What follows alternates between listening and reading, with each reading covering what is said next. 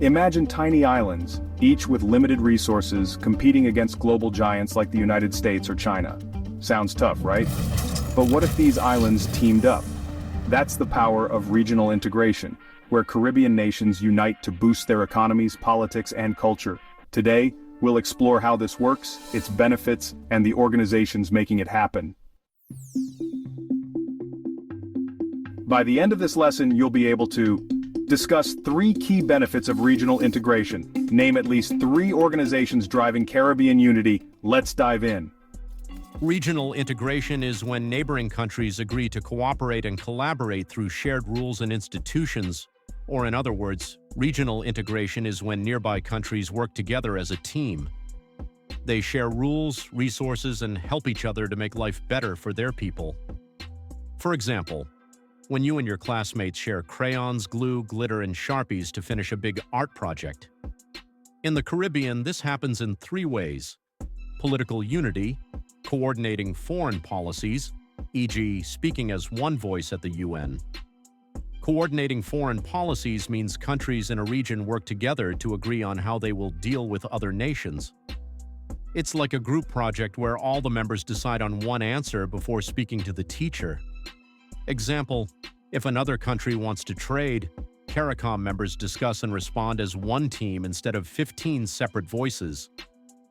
Economic unity, creating a single market, like CARICOM's free trade zone. Functional unity, collaborating on health, education, and disaster response, think CDEMA during hurricanes. Simply put, it's strength in numbers.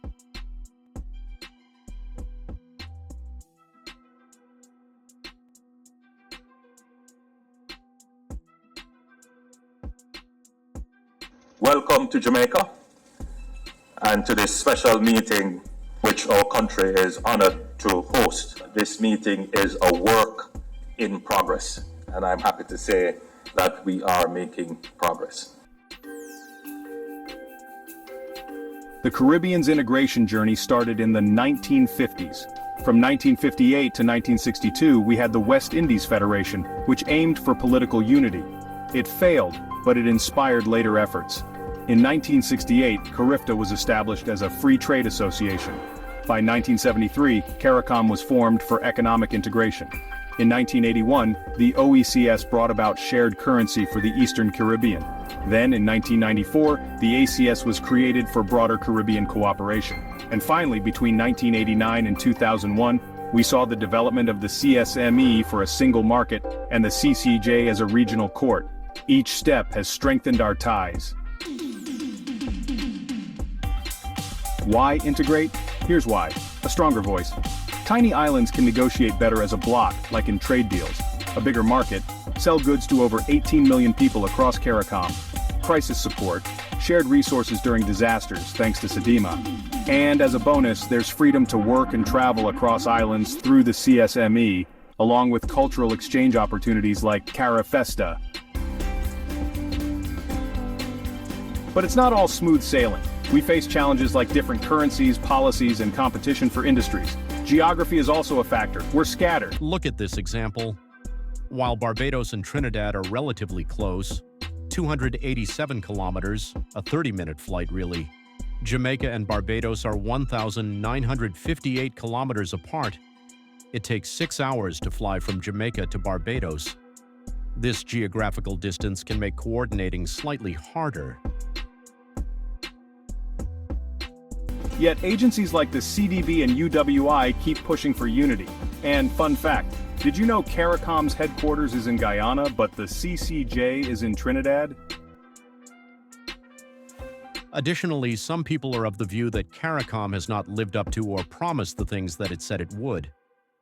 Keep in mind that CARICOM is actually 51 years in existence.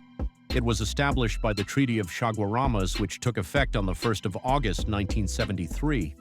Did you know CARICOM is the oldest surviving integration movement in the developing world? Established in 1973 with the signing of the Treaty of Chaguaramas, CARICOM began as a vision for unity after the dissolution of the British West Indies Federation in 1962. Originally founded by Barbados, Jamaica, Guyana, and Trinidad and Tobago, it has now grown to include 15 member states, including Haiti and Suriname, as well as 5 associate members. CARICOM promotes regional cooperation, boosting trade, development, and even cultural exchanges across the Caribbean. They promised us unity, but CARICOM gave us meetings, not movements. 50 years later, where's the shared currency? Where's the island-to-island trade freedom? Where's the regional food security? CARICOM turned into a photo op. While inflation skyrocketed, youth migrated, and we kept importing what we could grow ourselves. They unified papers, but never unified power. Wanaka is the answer they feared. No more waiting on treaties. No more dependency on global loans. Just island power, by the people, for the people. We don't want reform. We want a revolution. CARICOM had its time. Now the Caribbean is ready for Wanaka. You're watching the... Maybe this is going to be the newest attempt at integration, or working together as one in the Caribbean. What do you think? So, regional integration equals teamwork for a stronger Caribbean. Make sure to review the material on EduPage. Which benefit matters most to you? Drop your thoughts in the comments section.